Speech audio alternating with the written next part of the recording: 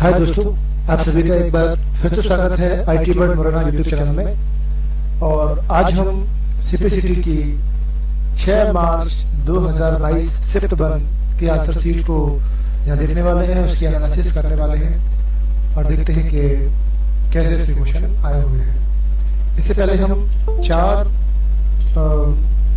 Answer की को हम लगा चुके हैं, उसको हम यूट्यूब पर डाल चुके हैं। आप देख सकते हैं कि वो हमने किस प्रकार से लगाई है, उसके क्वेश्चन कैसे आए हैं। थोड़े से आप थोड़ा ध्यान देखेंगे तो समझ में आएगा। केवल लास्ट पेपर में 1 या 2 क्वेश्चन ऐसे थे जो कि थोड़े से टफ होंगे आप लोगों के लिए। जिन लोगों ने बेसिक कंप्यूटर पढ़ा होगा उनके लिए श्योरली वो टफ होंगे। और आज हम देखते हैं कि इसमें कैसे क्वेश्चन आए हैं। चलिए बातें कम ज्यादा। हम सभी जानते हैं कि सीपीसीटी के एग्जाम में 52 क्वेश्चंस कंप्यूटर के आते हैं और यहाँ पर पहला क्वेश्चन कंप्यूटर का आपके स्क्रीन पर यह है कि एरर बताने का काम करता है। एरर बताने का काम करता है।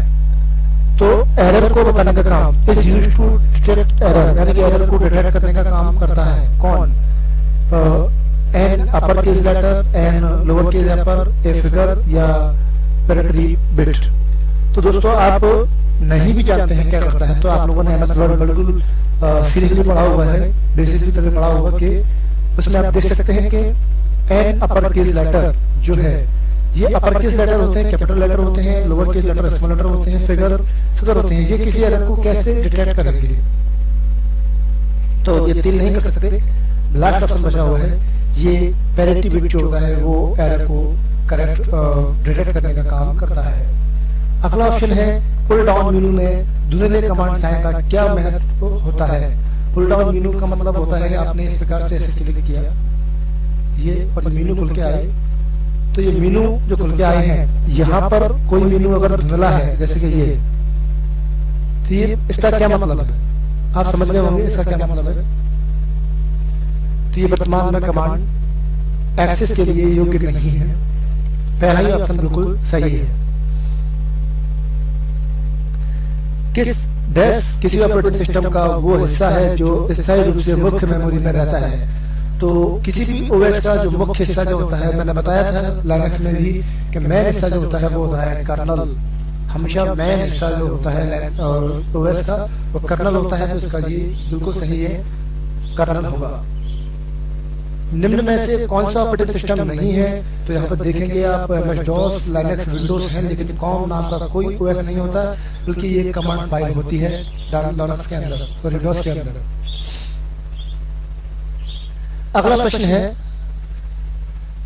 है निम्नलिखित में से कौन सी अभिलक्षणता बिग डेटा शब्द को परिभाषित करने में मदद करती है?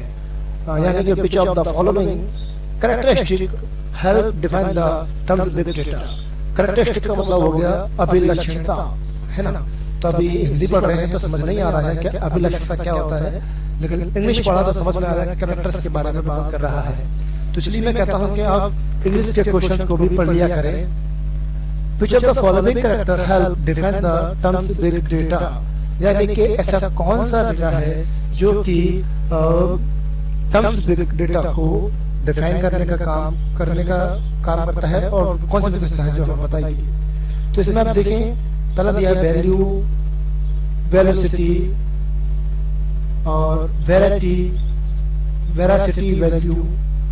दूसरा है Venice vector, velocity, veracity vertical. तीसरा है वॉल्यूम, वॉलेट, वैरायटी और वेरासिटी और वर्टिकल। चौथा है वर्चुअल, वॉलेटाइल, वेरासिटी और वेनिसिटी। निम्नलिखित में से कौन सा गुण है जो कि बिग डेटा शब्द को परिभाषित करता है? यानी कौन सा डेटा बिग होता है? तो वैल्यू, वेलोसिटी, वैरायटी, वेरासिटी और वैल्यू, ये सब क्या है? वॉल्यूम, ये सब चीजें क्या है? ये सब बड़ी वैल्यू, बिग वैल्यू को डिफाइन करती हैं। कंप्यूटर में उपयोग होने वाले आईसी चिप कौन सी बनी होती है? तो वो बनी होती है सिलिकॉन से बनी होती है और सिलिकॉन बिल्कुल सही एग्जाम्पल आंसर है। अगला प्रश्न है, किस संख्या प्रणाली का आधार बेस 16 होता है? तो ये हम बीसीए में पढ़ा चुके हैं, सीधे पढ़ाते हैं। हेक्साडेसिमल का बेस 16 होता है। और ऑप्टिकल भंडार तकनीक का उपयोग किसके साथ किया जाता है? तो जी बिल्कुल हम यही बताते हैं फंडामेंटल में, और इसका सही एग्जांपल यही है CD-ROM। यूएसबी का विस्तारित रूप क्या होता है? Universal serial bus. ये full form basically full form है, इंपॉर्टेंटली हमेशा आती है, तो इसको आप अच्छे से जरूर याद करें। अगला प्रश्न है, सूचना की पुनर्प्राप्ति निम्न में से किस विकल्प से तेजी से होती है? यानी कि डाटा किससे तेजी से आता है? चुंबकीय टैप, फ्लॉपी, हार्ड डिस्क या रोम? तो यहाँ पर सबसे फास्ट फिलहाल तो हार्ड डिस्क ही है, और इसके फास्ट अगर देखा जाता तो हम बताते प्राइमरी मेमोरी और इससे भी ज्यादा फास्ट होता तो हम बताते कैश मेमोरी, लेकिन यहाँ पर हार्ड डिस्क सबसे फास्ट फिलहाल है। लिनक्स में डेटा डायरेक्टरी में सभी सिस्टम वाइड विन्यास सूचनाएं फाइल के रूप में होती हैं। तो ये कुछ पूछा गया है सिस्टम फाइल में से कि विच डायरेक्टरी कंटेन, कौन सी डायरेक्टरी में कंटेंट होते हैं of system wide configuration information. तो किसके अंदर सभी कॉन्फ़िगरेशन सिस्टम की फाइल की इंफॉर्मेशन होती है? पूछा गया है लिनक्स के अंदर। तो लिनक्स का एक सिस्टम फाइल होता है और फाइल सिस्टम होता है। तो फाइल सिस्टम में कोई डायरेक्टरी होती है जिसमें यूजर की फाइलें सेव होती हैं। यूजर डायरेक्टरी में डिवाइस की टैब में टेम्परेरी फाइलें बची आपकी etc, जिसके अंदर आपका डाटा सेव होगा, जो पूछा गया है क्वेश्चन में। अगला प्रश्न पूछा गया है कि एक CD-ROM जिसे बिना बदले मिटाया और फिर से प्रोग्राम लिख सकते हैं, उसे क्या कहते हैं? जी हाँ, इसको मिटा सकते हैं, उसे हम इरेजेबल प्रोग्रामेबल रोम कहते हैं, यानी कि EPROM कहते हैं। अगला प्रश्न है, एक 3.5 इंच फ्लॉपी डिस्क की मानक क्षमता क्या होती है? तो फ्लॉपी डिस्क इतनी होती है 3.5 और एक बड़ी होती है, इसका साइज होता है 1.44 MB। ये मैंने अपने फंडामेंटल नोट्स में दोनों का साइज बताया है और आप इसे वहां याद कर सकते हैं। अगला जो प्रश्न है वो ये है कि पेन टाइप बारकोड रीडर में पेन जैसा फोटो डायोड प्रकाश स्रोत की मदद से, एक फोटो सेंसर होता है उसकी मदद से डैश को मापा जाता है, यानी किसे मापा जाता है? इस प्रक्रिया में इसकी टिप मुद्रित कोड में प्रत्येक बार और खाली स्थान से गुजरती है। तो हम उसे क्या कहते हैं? जो नापते हैं उसका नाम है, देखिए, प्रकाश की तीव्रता। अभी हमें पता नहीं इसका आंसर क्या है, लेकिन यहाँ 4 क्वेश्चन दिए हुए हैं और जिस जगह पर प्रकाश नाम आता है वहां पर ऑप्टिकल चीज इस्तेमाल की जाती है, और यहाँ पर 4 ऑप्शन में प्रकाश दिया गया है। तो अब हम किसका इस्तेमाल करेंगे? तो दोस्तों, हम जब किसी प्रकाश की चीज से कुछ नापी जाती है या चेक करते हैं बारकोड वगैरह से, पेन वगैरह से, तो वहां पर प्रकाश की तीव्रता यानी कि ऑप्टिकल की तीव्रता का इस्तेमाल किया जाता है। तो सही आंसर है इसका प्रकाश की तीव्रता। अगला प्रश्न है, एक आम बायोमेट्रिक प्रणाली अपने बायोमेट्रिक मतलब होता है जिसमें आप फिंगरप्रिंट का इस्तेमाल करते हैं, प्रणाली अपने डैश उपयोगकर्ता के बायोमेट्रिक नमूनों को कैप्चर करने का काम करता है। तो इसमें कैप्चर करता है क्या? एंड, नोन, नामांकन या एंडोलमेंट या रिमोट। जैसी बात है बायोमेट्रिक्स के द्वारा किसी व्यक्ति का एंडोलमेंट वगैरह हम फाइंड कर सकते हैं। तो इसका सही आंसर होगा एंडोलमेंट, यानी कि जैसे आपका आधार कार्ड है तो हम बायोमेट्रिक से आधार कार्ड फाइंड कर सकते हैं। आजकल बायोमेट्रिक से आप अपने राशन कार्ड फाइंड कर सकते हैं। तो एक प्रकार का एंडोलमेंट ही है जिसे हम फाइंड कर रहे हैं बायोमेट्रिक्स के माध्यम से।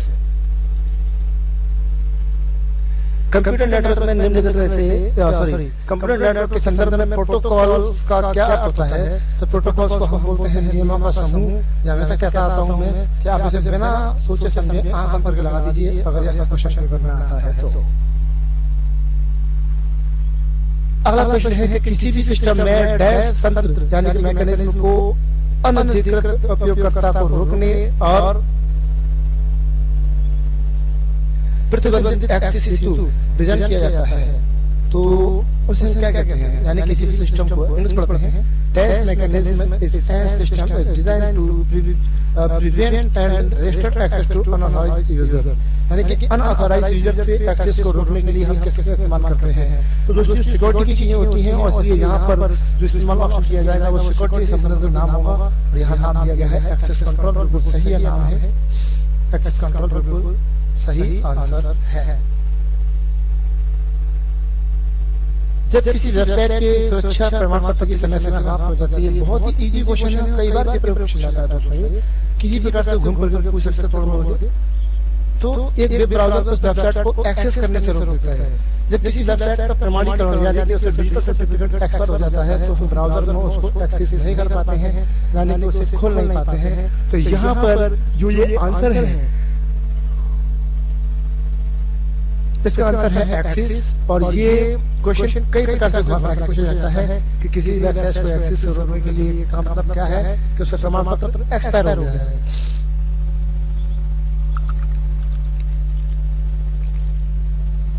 तो इस प्रकार के क्वेश्चन कई बार पूछे जाते हैं और ये क्वेश्चन तो कई बार पूछा गया है, इसको आप अच्छे से याद कर लें और रख लें। और मैं डेफिनेटली कहता हूं कि ये क्वेश्चन अगली बार भी पेपर में आएगा। अगला प्रश्न है, तीन वर्ग को सहेजने के लिए कौन सा फॉर्मेट इस्तेमाल किया जाता है, यानी कि एक्सटेंशन इस्तेमाल किया जाता है, वो है XLS पुराने वाले में।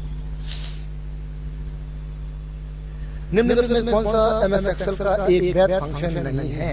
वैध फंक्शन में सम होता है, काउंटिंग होता है, नाउ होता है, लेकिन सम ऐसा नाम से मैंने कोई फंक्शन आज तक नहीं देखा। MS PowerPoint, MS Word 13 में डिफॉल्ट रूप से दस्तावेज मोड होता है, प्रिंट होता है। किसी में मोड होता है, प्रिंट होता है दोस्तों। तो डिफॉल्ट रूप से प्रिंट करने के लिए पेज का जो साइज आकार होता है वो पोर्ट्रेट होता है, लैंडस्केप। पोर्ट्रेट होता है खड़ा पेज, तो खड़ा पेज ही आपके सामने वो आता है और सही साइज ही है। अगला जो आंसर है दोस्तों वो अगला क्वेश्चन है क्वेश्चन है तो यही है कि डेटा के संदर्भ में रेडियो तरंगें निम्नलिखित में से किसके माध्यम से प्रवेश नहीं कर सकती। तो रेडियो तरंगें प्रवेश नहीं कर सकती हैं, आप लकड़ी में कर सकती हैं, ईंट में दीवार के आकार हो सकती हैं और कंक्रीट के आकार हो सकती हैं, लेकिन धातु के आकार नहीं हो पाती हैं। गीगाहर्ट्ज पर कंप्यूटर की गीगाहर्ट्ज पर कंप्यूटर की निम्न में से किस विशेषता को बताता है। तो ये गीगाहर्ट्ज जो होता है कंप्यूटर की स्पीड को बताता है। इसका आंसर है स्पीड।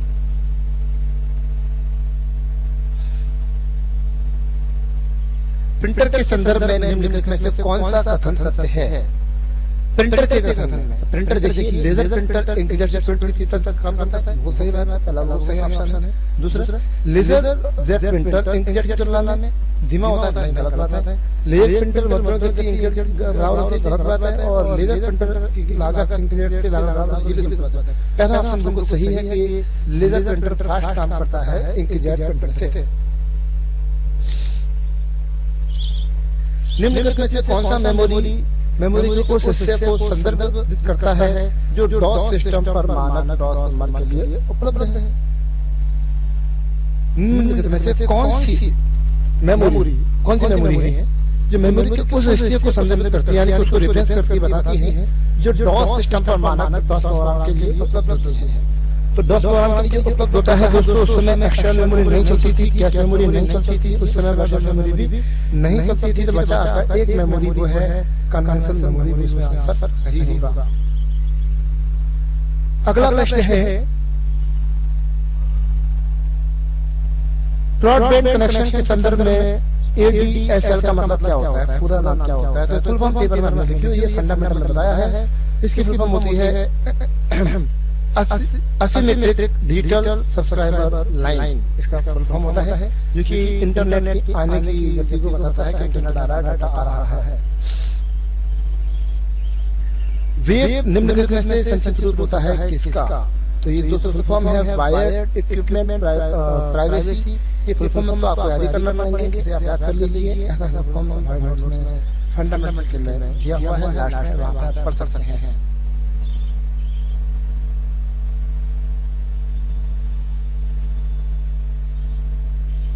आगे दिया हुआ है a half byte is also called, तो आधे बाइट को यानी कि हाफ बाइट को हम निबल कहते हैं। बेसिक चीज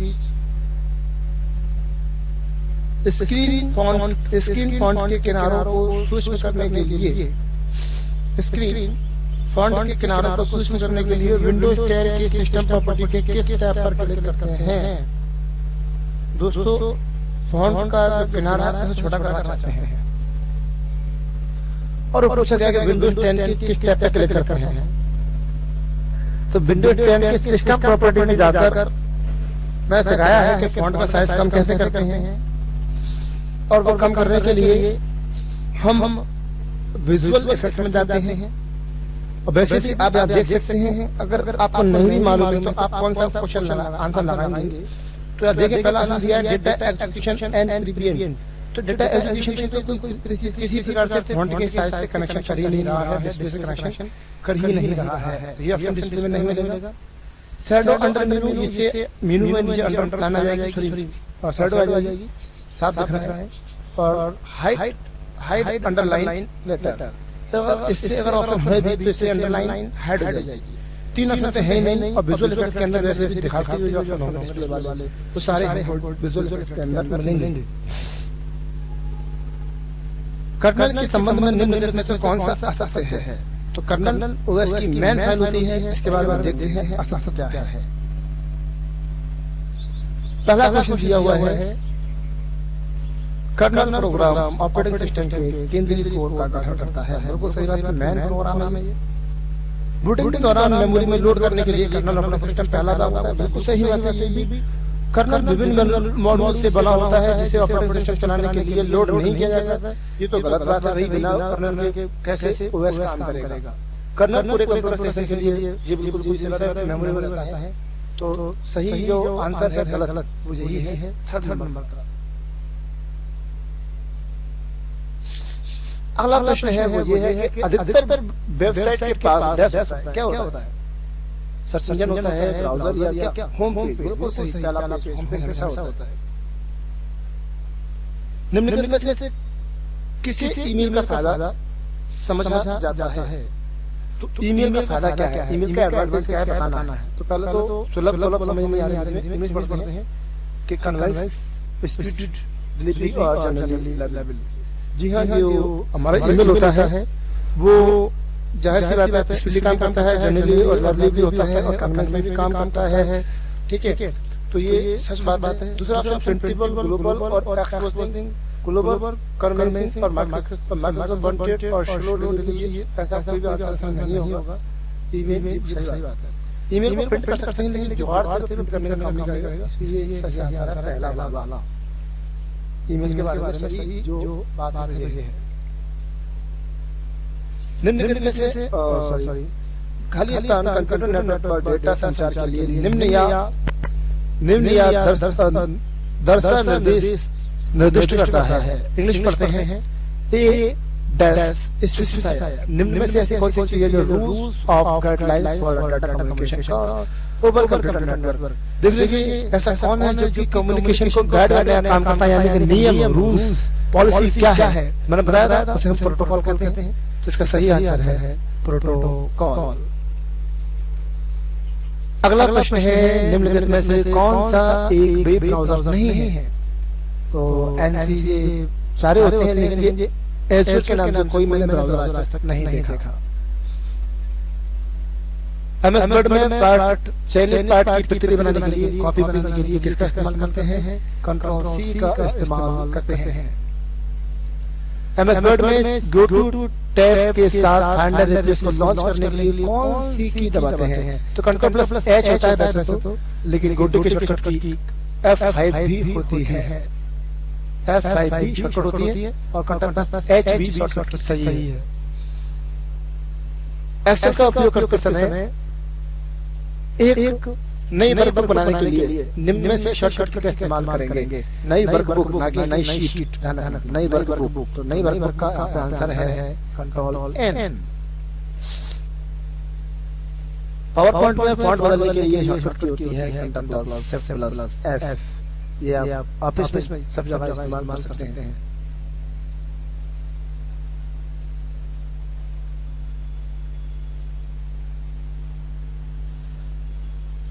निम्नलिखित में विकल्पों में से पाई चार्ट के रूप में भिन्न रूप का चयन कीजिए।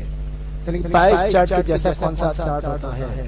तो यहाँ पर दोनों चार्ट पाई चार्ट के जैसा ही होता है, गोल गोल गोल क्या आता है ये भी। अगर आपने देखा हो तो देखिए, नहीं देखा हो तो आप हमारी एक्सेल की वीडियो देखिए, वहाँ पे आपको समझ में आएगा कि दोनों चार्ट कैसा होता है। निम्नलिखित में से कौन सी घटनाएं एमएस एक्सेल 2007 में कार्य पुस्तिका डेटा के बिना चार्ट के मुद्रण के साथ में सही क्रम में है? यानी कि चार्ट प्रिंट करने के लिए कौन सी स्टेप बिल्कुल सही है? नंबर 1 दिया हुआ है माइक्रोसॉफ्ट ऑफिस बटन पर जाएं, चार्ट पर जाएं, प्रिंट करें। जी नहीं, ऑफिस बटन में चार्ट नाम का कोई ऑप्शन नहीं होता। नंबर 2, चार्ट पर क्लिक कर लें, इसके बाद बटन पे जाएं और प्रिंट करें। बिल्कुल सही स्टेप है। नंबर 3, ऑफिस बटन पे जाएं, प्रिंट पे क्लिक करें, फिर चार्ट करें। ऐसा करके भी हम प्रिंट कर सकते हैं, जुगाड़ हो सकती है, लेकिन ये सही स्टेप नहीं मानी जाएगी। और सही स्टेप जो मानी जाएगी यही स्टेप मानी जाएगी। अगला प्रश्न जो दोस्तों ऑफिस बटन में सॉरी मैंने बोला सही स्टेप है, ये जो साथ में नहीं बनाने वाले सही स्टेप ये वाली ये स्टेप गलत है। साथ खालिस्तान टैब आपको एमएस एक्सेल 2010 में चार्ट विजार्ड डायलॉग बॉक्स से लेजेंड को लागू करने या डिलीट करने में सक्षम बनाता है। तो कौन सा टैब होता है जो लीजेंड को लागू करना या हटाने के लिए काम करता है? तो जाहिर सी बात है लीजेंड को हटाने के लिए लीजेंड पे जाना पड़ेगा। तो लीजेंड नाम का ऑप्शन लीजेंड नाम का ऑप्शन लीजेंड से ही मिलेगा। एमएस वर्ड 2007 में संबंध में उपयुक्त विकल्प के साथ खाली स्थान या फिर क्वेश्चन मार्क भरें। पूरे टेक्स्ट को छोटा करने के लिए सही मार्ग दर्शाया गया है। यहाँ पर है होम में जाएं, डैश पे क्लिक करें, चेंज केस पे जाएं और लोअर केस पे क्लिक करें। तो होम में जाके किस पे क्लिक करना है ये हमें बताना पड़ेगा। तो हमें देखना है कि चेंज केस नाम का ऑप्शन किस ग्रुप में बनता है। तो ये दोस्तों होम टैब में क्लिपबोर्ड के बाद फॉन्ट टैब आता है, तो फॉन्ट ग्रुप के अंदर हमको ये मिलता है। होम में जाएं, फॉन्ट ग्रुप में जाएं, फॉन्ट ग्रुप के बाद आपको ये चेंज केस मिलेगा।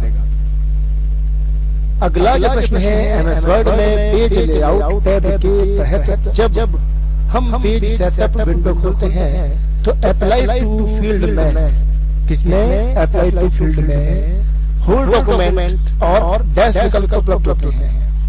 तो जब हम पेज सेटअप बॉक्स खोलते हैं दोस्तों तो अप्लाई टू वाले एरिया में होल डॉक्यूमेंट मिलता है एक ऑप्शन, और दूसरा ऑप्शन जो मिलता है वो मिलता है कि इसी पेज पे काम करना है। तो दिस पॉइंटर फॉरवर्ड, इसके अलावा और कोई ऑप्शन नहीं मिलेगा। ये पेज का ओरिएंटेशन है, पेज का ओरिएंटेशन है, पेज का मार्जिन है, और ये है आपको जो होल डॉक्यूमेंट के साथ मिलता है। चलिए मैं दिखाता हूँ आपको। 2007 की बात कर रहा, वर्ड की बात कर रहा, तो मैं वर्ड यहाँ पर ओपन कर लेता हूँ और आपको बताता हूँ कि वर्ड के अंदर ये ऑप्शन कौन सी ऑप्शन की बात कर रहा है, कहाँ पर ये ऑप्शन मिलेगा।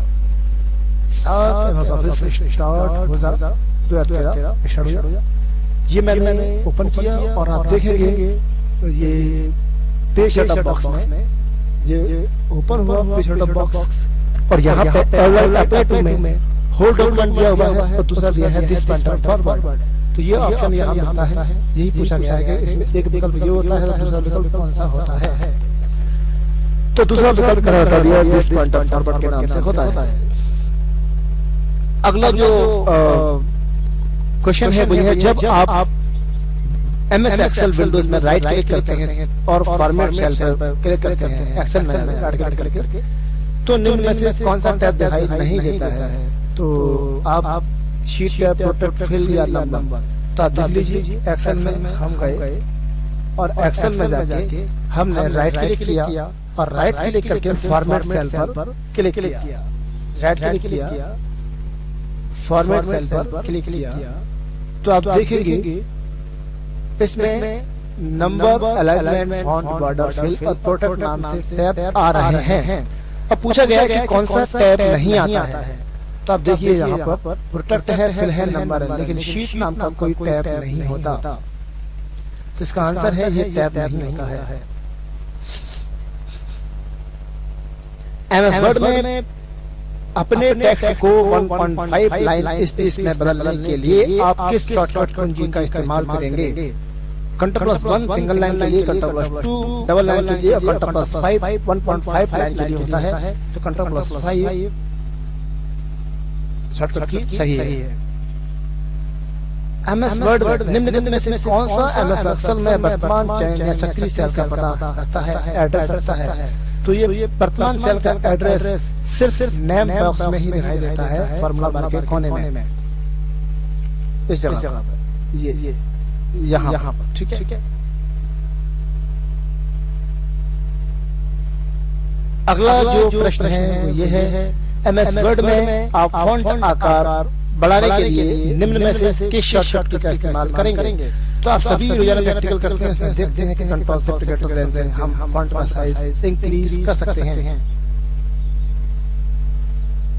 बाइनरी संख्या 1011 का दशमलव नंबर क्या होगा? ये मैंने कन्वर्जन सिखाया है आप लोगों को, और या कन्वर्ट करके देखना होगा और पता करना होगा कि डेसिमल नंबर का कितना आएगा। तो अगर हम इसे सॉल्व करते हैं तो सॉल्व करने के बाद 23 ही इसका आंसर आना चाहिए। हम चाहे तो ऐसे करके देख सकते हैं, 2 के घात 0 1 2 3 4, तो 4 2 की घात 4 है, तो मतलब हो गया 2 3 4 4 16 और यहाँ पे आ गया हमारा 4 16 4 20, और यहाँ पे आएगा 2 यानी कि 22, और यहाँ पे आएगा 1 यानी कि 23। इसका सही आंसर है 23। मैंने सिखाया हुआ है कि हम कैसे निकालते हैं। तो मैंने पूरा गुणा जो होता है प्रत्येक अंक में 2 अंक का मल्टीप्लाई होता है, वो मैंने अपने मन में करके देखा अभी, और करके देखा तो यहाँ पे 23 आंसर आ गया। जैसे मैं वही कर रहा था, यहाँ पे 0 1 2 3 4 5 0 1 2 3 4 4 तक घात लगा दीजिए और मल्टीप्लाई किया जाएगा 1 से 1 से मल्टीप्लाई करने का मतलब नहीं आएगा। तो यहाँ पर मैंने 2 की घात एक इमेज करके देख लिया, तो इसका आंसर मुझे मालूम चल गया कि इसका आंसर 23 होगा। अगला प्रश्न है, स्वचालित रूप से स्प्रेडशीट में संग्रहित डेटा को क्रमित करने के लिए शॉर्टिंग का इस्तेमाल करते हैं, लेकिन दिया गया है कि डेटा को क्रमित करने के लिए गणना कर सकता है कुल योग और औसत लगा सकता है। अगर ये होता है कि क्रमित करने के लिए कैसे इस्तेमाल करते हैं तो बताते हैं अपन शॉर्टिंग का, लेकिन वो गणना भी कर सकता है, कुल योग भी लगा सकता है, औसत भी लगा सकता है। तो इसके लिए हम दोस्तों पाइवट टेबल का इस्तेमाल करते हैं। अगला प्रश्न है, एक्सेल में निम्नलिखित में से कौन मैथमेटिकल और ट्रिग्नोमेट्रिकल फंक्शन कैटेगरी में नहीं आता? यानी कि मैथमेटिकल में कौन सा फंक्शन नहीं आता है, फाइनेंशियल में कौन सा फंक्शन नहीं आता है, स्टैटिस्टिकल में सॉरी। तो यहाँ पे देखिए राउंड, सम और एबीएस ये आपके मैथमेटिकल और स्टैटिस्टिकल फंक्शन है, लेकिन ये फंक्शन जो दिया हुआ है CACHCE के नाम से कोई भी फंक्शन इसमें मैथमेटिकल में नहीं होता है। सेकंड लास्ट क्वेश्चन आ गए, इसमें से किस इंटरनेट सेवा का उपयोग वर्चुअल मीटिंग के लिए किया जाता है? तो वर्चुअल मीटिंग के लिए दोस्तों आप जानते हैं वीडियो कॉन्फ्रेंस किया जाता है, तो वीडियो कॉन्फ्रेंस सही आंसर है। एंड द लास्ट क्वेश्चन, निम्नलिखित में से कौन सा माइक्रोसॉफ्ट के पब्लिक क्लाउड कंप्यूटिंग एप्लीकेशन का उदाहरण है? तो निम्नलिखित में से कौन सा माइक्रोसॉफ्ट के द्वारा बनाया गया पब्लिक क्लाउड कंप्यूटिंग एप्लीकेशन का उदाहरण है? तो यहाँ पर AOL नहीं है, Xbox Amazon नहीं है, लेकिन माइक्रोसॉफ्ट ने क्लाउड कंप्यूटिंग बनाया है सॉफ्टवेयर कंप्यूटिंग एप्लीकेशन, वो है एज़ूर के नाम से। तो सही आंसर है एज़ूर। यहाँ पर आज के इस पेपर में 2 से 3 क्वेश्चन ऐसे लगे जो कि आप लोगों को याद करना पड़ेंगे, जैसे कि माइक्रोसॉफ्ट के पब्लिक क्लाउड कंप्यूटिंग के बारे में आपको याद करना पड़ेगा, नाम समझना नहीं है। और 2-3 क्वेश्चन और ऐसे आए थे जो आपको याद करना पड़ेंगे, जो समझने के लायक क्वेश्चन नहीं है, और ये रटना ही पड़ते हैं, याद ही करना पड़ते हैं कि किस सन में बनाया, किसने बनाया, कौन सा बनाया, तो वो हमें याद करना पड़ते हैं और वो याद ही करना पड़ेंगे। तो इसमें कुछ क्वेश्चन है, 2 से 3 क्वेश्चन जो कि थोड़े से टफ लगे, लेकिन बाकी ये सारे क्वेश्चन बेसिक कंप्यूटर के ही है और हर क्वेश्चन के लिए, हर बंदे के लिए ये पेपर भी इजी ही है और वो भी आराम से 52 से 80 नंबर ला सकता है। लेकिन जो लोग ला चुके हैं उनके लिए बहुत बहुत बधाई, और जो लोग नहीं लाए हैं उनसे हम कहेंगे कि पुराने पेपर लगाइए, हमारी वीडियोस देखिए, हमारी ऑब्जेक्टिव स्टेज को देखिए, क्वेश्चन को देखिए और फिर आगे आप भी सीपीसीटी को पास करिए। तब तक के लिए मिलते हैं अगली वीडियो में, तब तक के लिए good luck and good bye.